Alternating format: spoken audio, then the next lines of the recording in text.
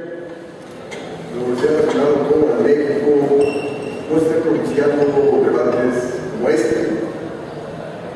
Lamentable también la poca presencia, la poca asistencia en este evento, alumnos, maestros de esta institución, que es no dimensionar la gravedad de la problemática económica nacional e internacional por la cual atravesamos.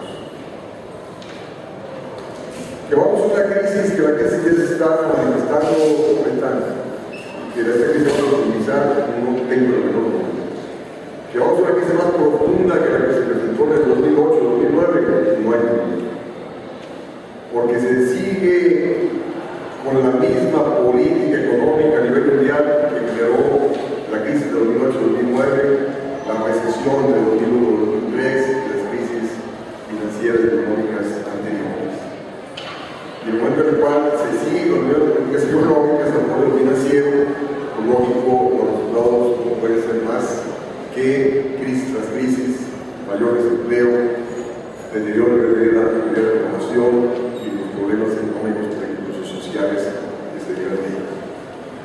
Estamos viendo cómo en el área de los países árabes están cayendo gobiernos. Y no están cayendo gobiernos porque tengan 40 años en el poder, están cayendo porque no han venido satisfaciendo las demandas de empleo y bienestar de su población. Estamos viendo crecientes manifestaciones en los países europeos. En la mayoría de los países europeos, como resultado de los problemas de desempleo, donde en España la tasa de desempleo es del 22%, el primero desempleo está en 10-12%, donde el mayor desempleo recae en los jóvenes. En España, 1 de cada 2 está desempleado, en Italia 1 de cada 3 está desempleado, y ahí repito las manifestaciones políticos, sociales. En Inglaterra, donde las cárceles están saturadas por los reformes, y de hecho no hay cárceles suficientes en Europa y en muchos países para aglutinar el problema que siempre generan las contradicciones del sistema capitalista, las leyes económicas dominantes que actúan a favor de lo financiero y el detrimento de la creación de empleo y bienestar de la población. En nuestro país, la problemática es nuestra. En el 2008 nos decía el gobierno que la crisis venía de fuera. México viene siendo la economía débil desde hace muchos años, ya venía creciendo por debajo de la media de América Latina en los países de África, y de ahí estamos sujetos a que cualquier evento interno o externo nos llevase a una crisis, tal como se manifestó en el 2009, donde la economía mexicana cayó más que cualquier otro país de América Latina. Pero veamos primero la problemática de los países desarrollados.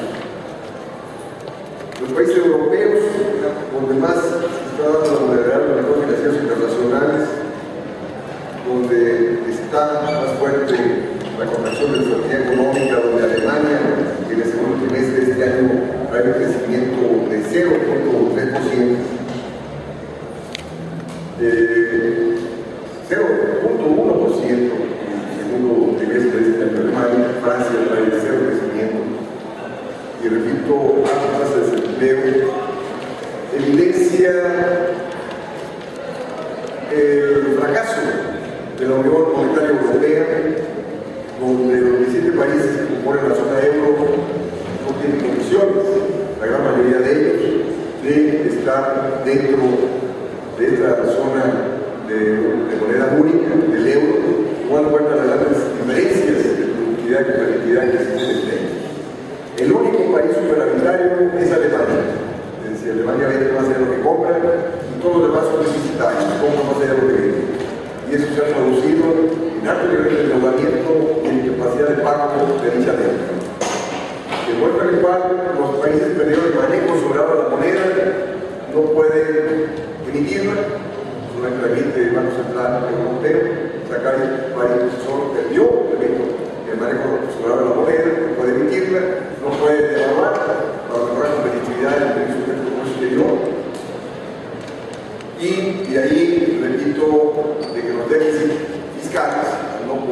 desestabilizarlos nos ha llevado a niveles de endeudamiento de una moneda que ellos no controlan.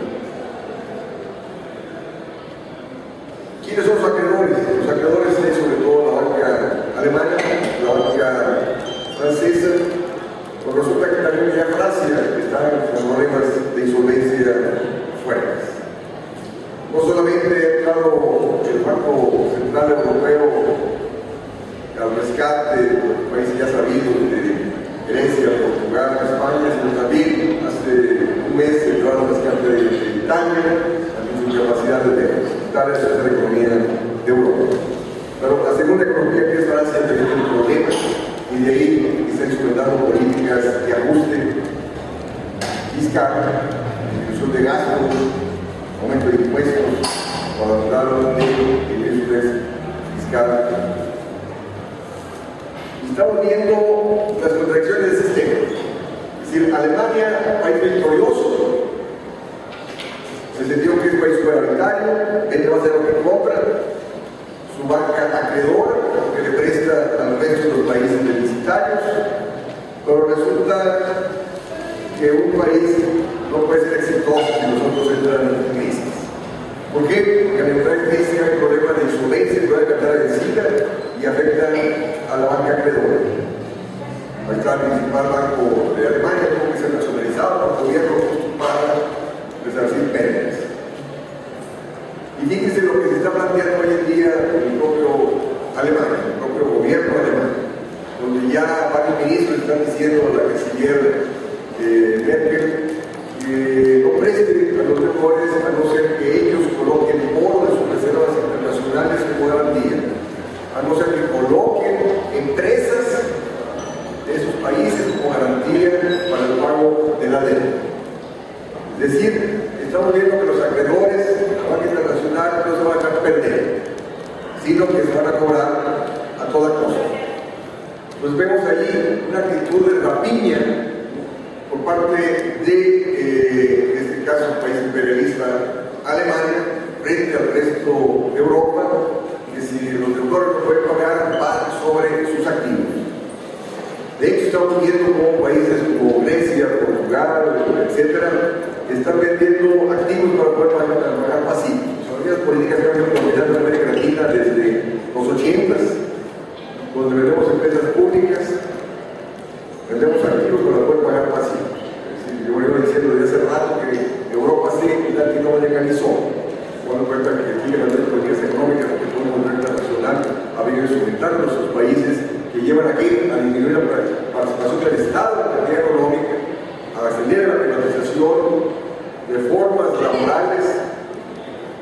España lleva por su tercera reforma laboral de disminución de los salarios, tanto los salarios que deberían por inflación y ya los salarios están disminuyendo en términos nominales, además de la disminución de las prestaciones laborales. Es decir, cómo los gobiernos tratan de recaer en la crisis de los trabajadores, de los desempleados, las empresas aprovechan la crisis, buscan también para desocupar empleados de baja productividad, aprovechan la situación de crisis para la mayor exportación de la fuerza de trabajo, para incrementar la intensidad del trabajo y así aumentar la exportación, la perspectiva de sortear los problemas de producción que tienen. Y lógico, situación que venimos haciendo en nuestro país desde hace mucho tiempo, pero a diferencia nuestra, allá hay niveles de concientización y politización que están llevando la gente a las calles y seguirá incrementando dicha movilización en varios países. Estamos viendo hoy en día las movilizaciones que están dando en España y en otros países. ¿Por qué? Porque el gobierno quiere, bueno, ya lo hizo, modificar la Constitución para trabajar con disciplina fiscal. Es decir, ya le puedo funcionar esta cosa. Bueno, en México, no sé,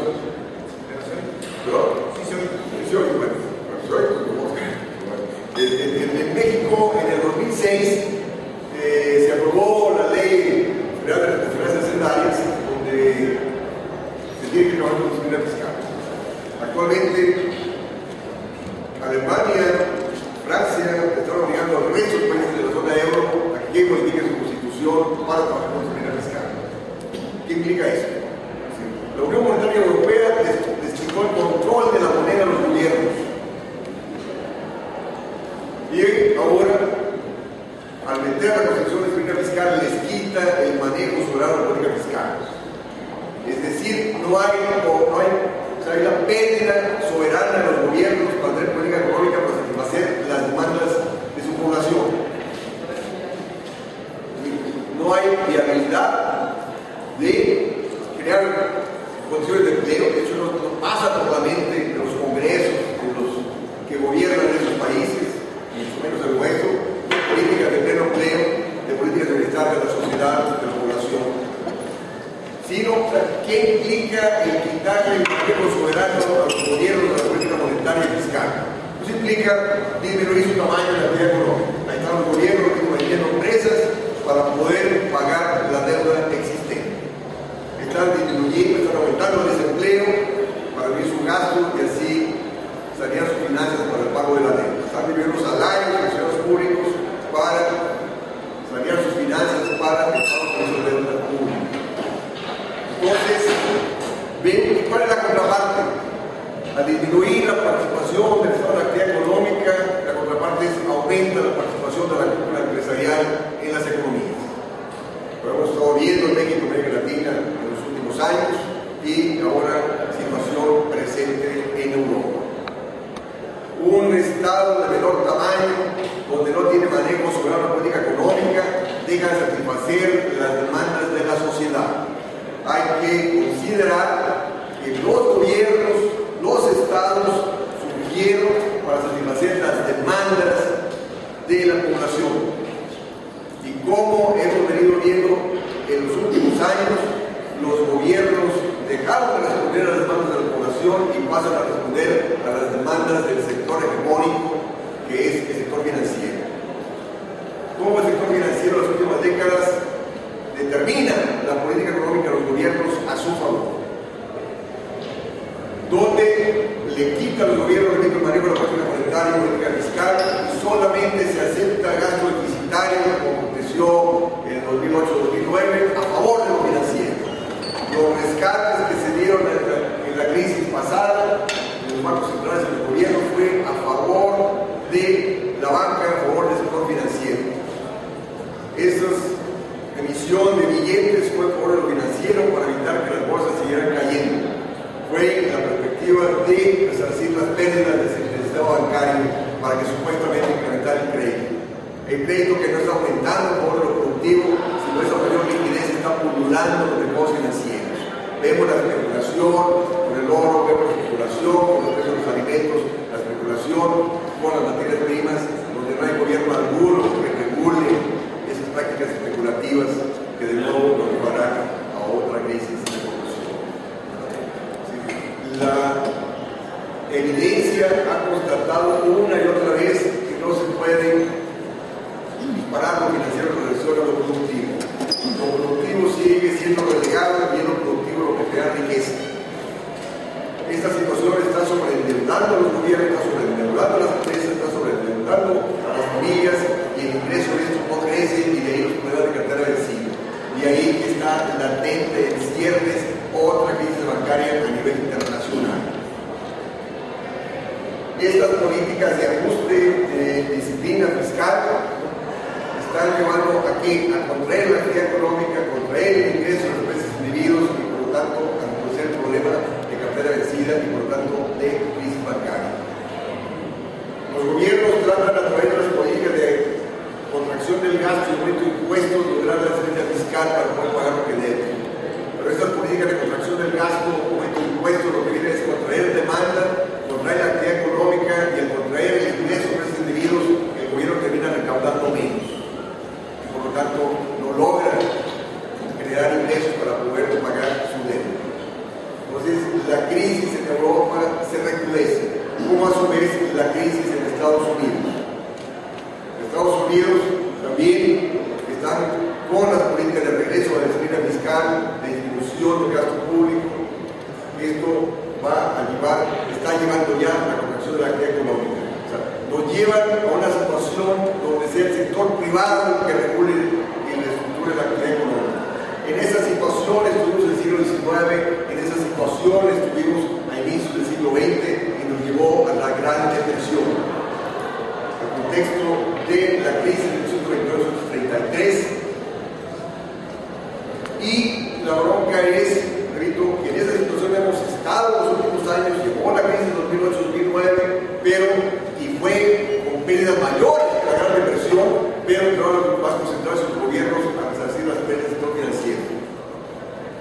Es decir, yo vengo diciendo que hay que tener memoria histórica. Si el sector financiero no tiene memoria histórica de sus pérdidas, porque no las tuvo. Si las tuvo en la Gran Depresión, fue justo porque no hubo ningún Estado que entrara a rescate de ellos, y de ahí fue la eutanasia de la libertad financiera, que llevó a Roosevelt a poner el centro de la política del porque la gente estaba en las calles. Entonces, estamos viendo cómo, de nuevo, es la ortodoxia pura de disminuir la participación del Estado, de llegar al mercado, que el mercado busca la ganancia y no busca crear condiciones de empleo, mucho menos bienestar de la población. Entonces esto plantea problemas económicos y políticos que lo estamos viendo. Solamente a través de una crisis más profunda es donde va a haber una histórica o más sectores afectados para lograr los niveles de movilización necesarios para transformar esta situación.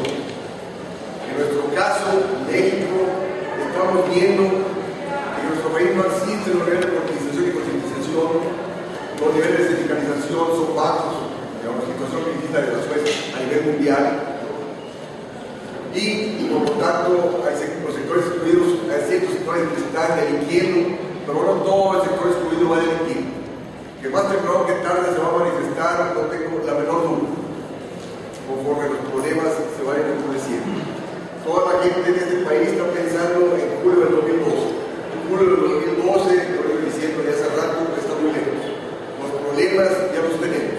Los problemas se van a seguir reproduciendo. Problemas de desempleo, deterioro nivel de vida de la población, problemas de insolvencia, donde los gobiernos no están satisfaciendo las demandas de la población y todo el mundo cree que va a estar hecha mágica. Si nosotros vemos los mismos planteamientos de todos los partidos políticos, contemplan disciplina fiscal, es no entender nada de cómo funciona la economía. En un contexto donde no está invirtiendo el sector privado, donde está cayendo el consumo, el desempleo, los bajos salarios, donde están cayendo las exportaciones de todo el país, dada la desaceleración de la actividad económica de Estados Unidos. Repito, si a eso le sumamos que el gobierno no gasta, habituamos una crisis de proporciones.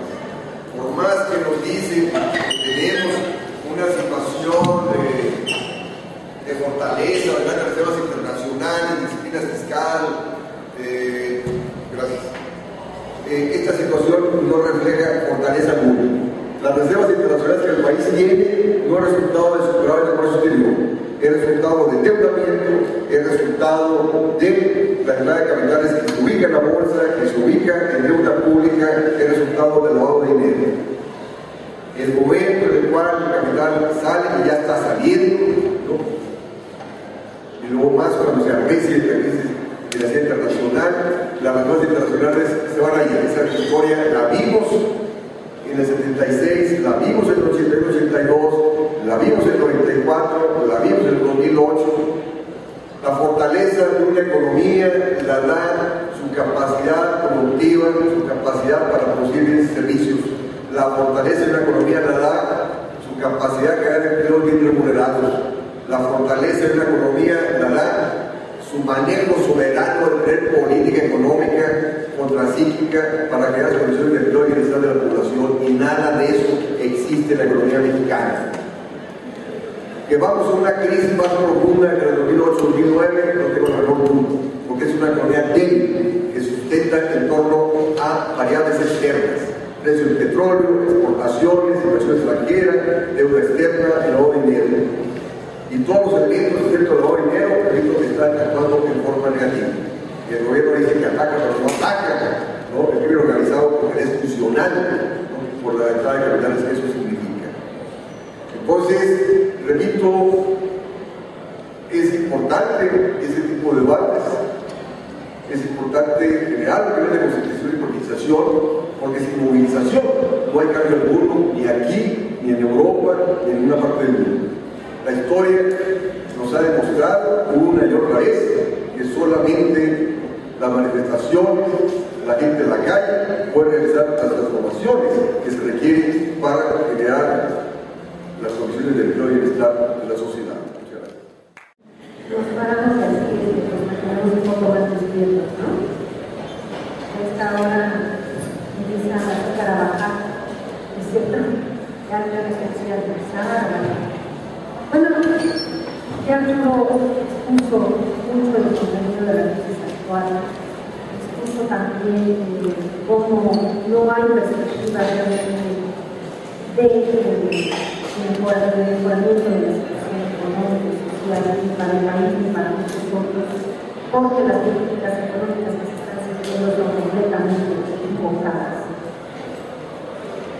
Y por supuesto coincido completamente con lo que él expuso, pero además habría que quizás enfatizar que no se puede, no es posible en estos momentos realmente exagerar en términos de la posibilidad de la profundidad y de las graves consecuencias que está trayendo esta crisis sobre la población, sobre la gran mayoría de la población por todo el mundo.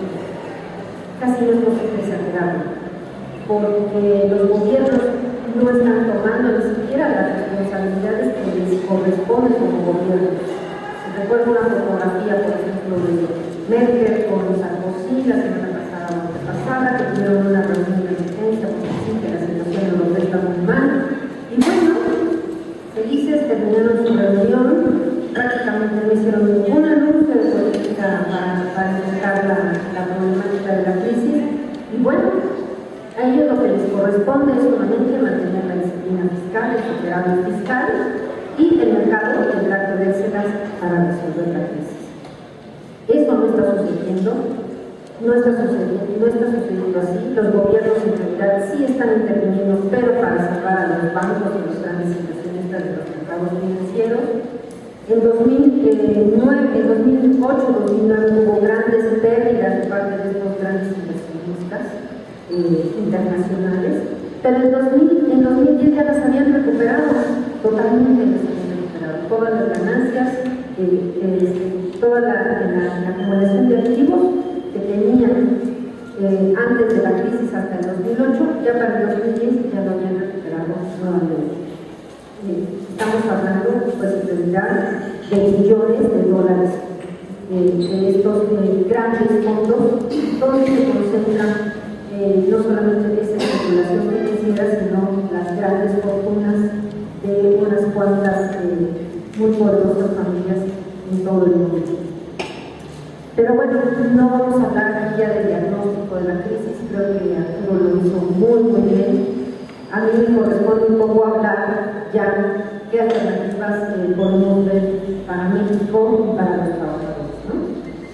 En primer lugar, yo sí estaría de acuerdo en darle mucho peso a la perspectiva electoral que tenemos en los próximos meses. Yo creo que México y el pueblo organizado tenemos que participar con una enorme movilización social, política de todo tipo, para ganar un gobierno que no nos va a garantizar nada de por sí, pero sí un gobierno al que podamos, como trabajadores, como organizaciones sociales, incidir y modificar. Esos no van a ser los gobiernos ni del PRI ni del PAN. Y no quiero aquí hacer campaña política, pero tenemos solamente un partido de izquierda. No muchos de las cosas, o muchos, pero yo creo que si no nos planteamos en el corto plazo la tarea fundamental de no permitir que llegue el PAN ni el PRI, estamos todavía retrocediendo y mucho más cuesta arriba la posibilidad de una transformación, ya no digo radical, simplemente del inicio de una transformación en la dirección que tiene la economía en nuestra sociedad. México se está quejando de América Latina. En América Latina estamos encontrando ya gobiernos que sí han sido susceptibles a los trabajadores, a la movilización social, que sí están volteando a ver los programas sociales, que sí están están volviendo a ver transformaciones importantes, que sí están invirtiendo, haciendo inversión productiva, que sí están respondiendo, vamos a decirlo así, a las demandas del pueblo organizado. Acá en México tenemos muchos años que los gobiernos no responden a las demandas del pueblo organizado. Yo me acuerdo ya la última vez que las enfermeras sacándose sangre en frente del Seguro Social en el 97, pidiendo medicinas para los hospitales y con la sangre quitando las partes. Ya no digamos las huelgas de hambre, ya no digamos todo lo que hizo el sindicato para tratar de recuperar la compañía de luz y fuerza, y todo eso. No hemos tenido realmente un gobierno que sea mínimamente susceptible a escuchar al pueblo o a escuchar a los ciudadanos. Y ese es el gobierno que necesitamos. Eso no quiere decir que paralicemos la movilización solamente en el corto plazo de las elecciones. La movilización social y política tiene que ser de mucho mayor alcance, porque la crisis es realmente muy grave y se ha venido profundizando mucho más en nuestro país, yo diría, no solamente por nuestra vinculación con la economía norteamericana, sino por los gobiernos que hemos tenido, pues, la verdad, corruptos y con intereses más personales que nacionales. Eso para mí, por un plazo, es muy importante, nos compromete mucho. Yo creo que nosotros, como economistas, como áreas de la economía política, como estudiantes de economía, tenemos un compromiso todavía mayor. Porque, y el otro día lo comentaba con unos amigos, la gente no conoce lo que está pasando. Y somos nosotros, los economistas, por lo menos, los que tendríamos que hacer un muy buen trabajo de divulgación sobre la situación nacional, la verdadera situación nacional. Después de ver todo el Canal 2 y luego oír todos los análisis en el radio, bueno, la realidad es que la economía, la gente no está, las personas, ni siquiera las clases medias, no lo menos los trabajadores, saben, sienten, por supuesto que la viven, pero no la entienden. Y aquí es donde tenemos un compromiso social muy importante como universitarios. Porque el conocimiento no es para que pues, lo tengamos en unos políticos bien almacenados. En el mediano plazo, ¿qué nos queda? Bueno, todo ese mediano plazo no lo veo yo si no hay esa movilización social, si no hay esas organizaciones sociales y políticas. Y no lo veo tampoco si no logramos que esas organizaciones sociales y políticas se internacionalicen. Ya no estamos en condiciones actualmente de una organización o movilización solamente nacional. Y eso yo creo que si Marx lo tuvo claro hace 160 años, hoy es más vigente que nunca.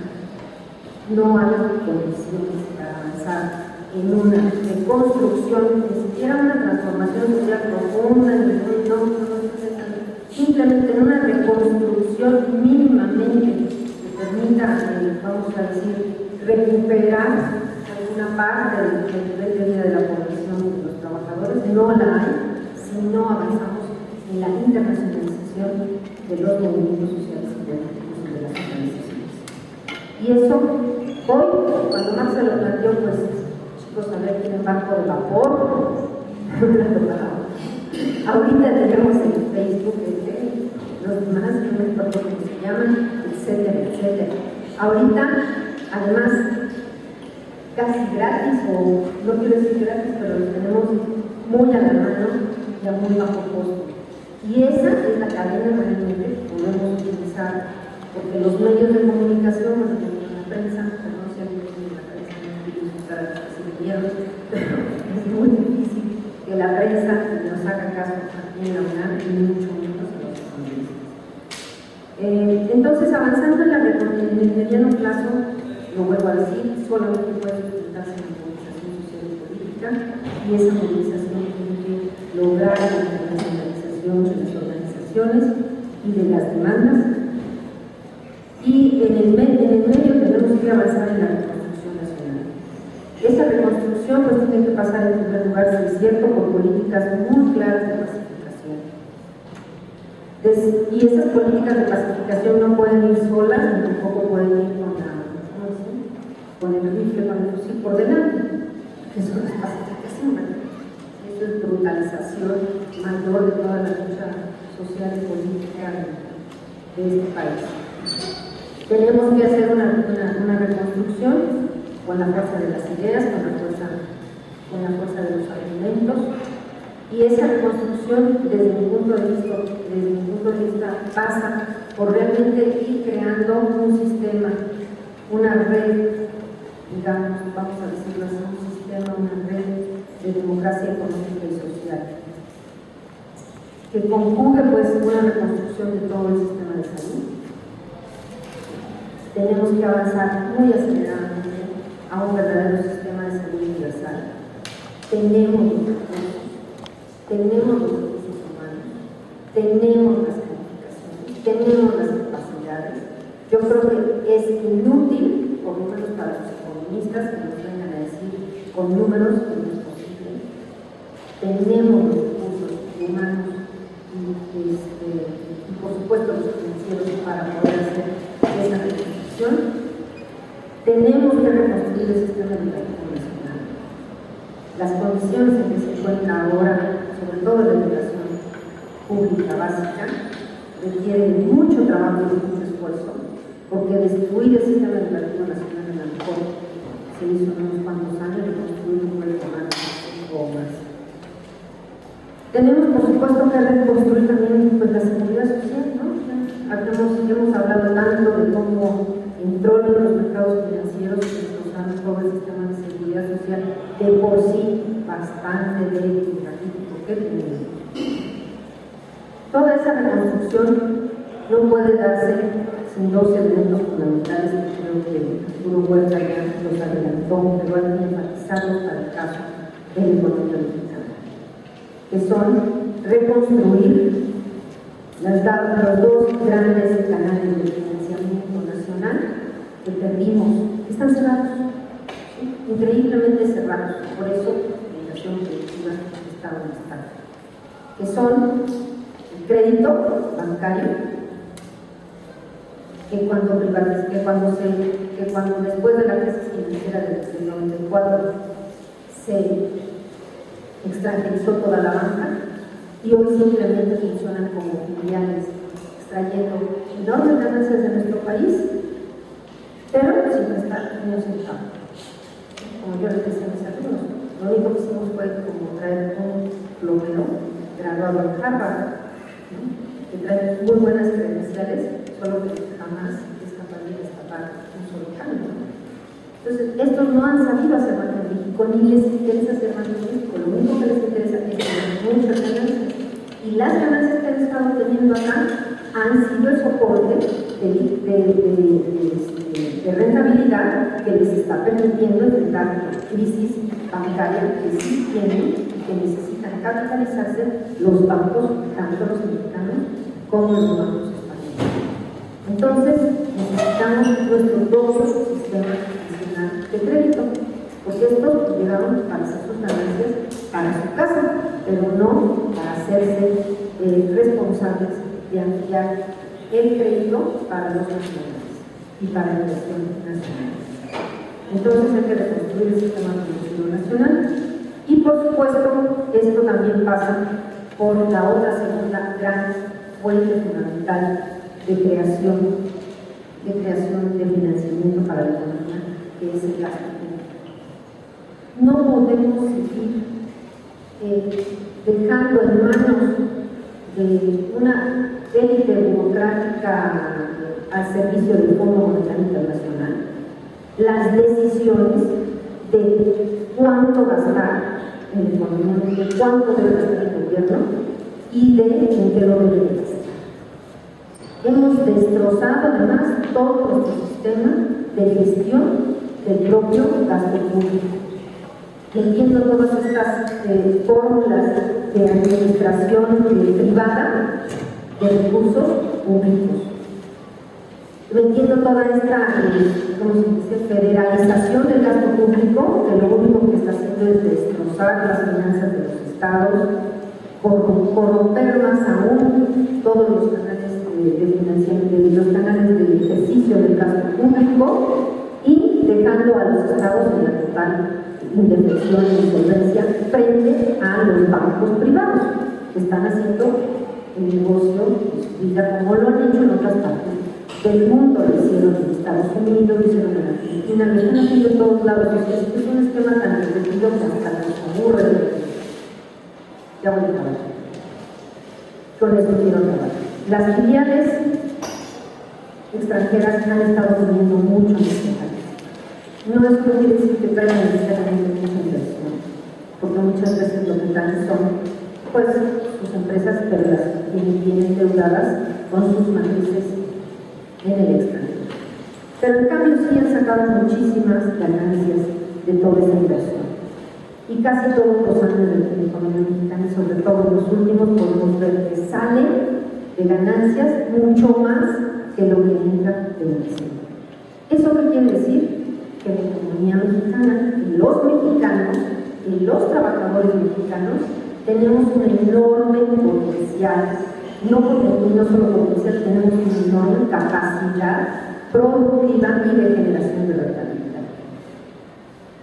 Que los mexicanos no la queramos ver, que los empresarios mexicanos prefieran irse a Houston, bueno, sí está pasando, que los capitales prefieran huir a Nueva York o huir a Miami, también está pasando, pero que México tiene unas potencialidades productivas y una capacidad real productiva de sus trabajadores enorme, y que ha sido muy atractiva para los propios inversores extranjeros que se están llevando toda esa rentabilidad de la economía mexicana. Entonces, pues no todo es debate.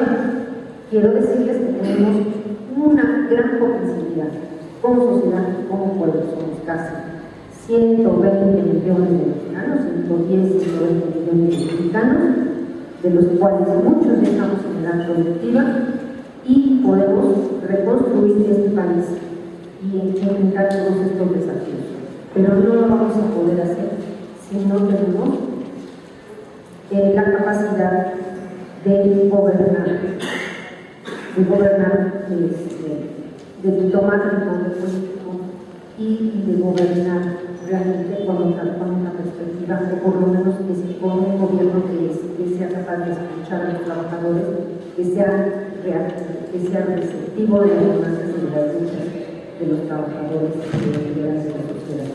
Con eso voy a acabar. Voy diciendo, sí tenemos muchas potencialidades y mucha capacidad, casi 120 millones de mexicanos para producir y para crear muchísima riqueza que podemos disfrutar en nuestro país para nosotros, pero que hacen cambios importantes que tienen que ver con las leyes. Por eso también tenemos que ganar el Congreso, también tenemos que ganar la Presidencia de la República, por supuesto, el Banco Olímpico y la Secretaría de Hacienda. Nada más,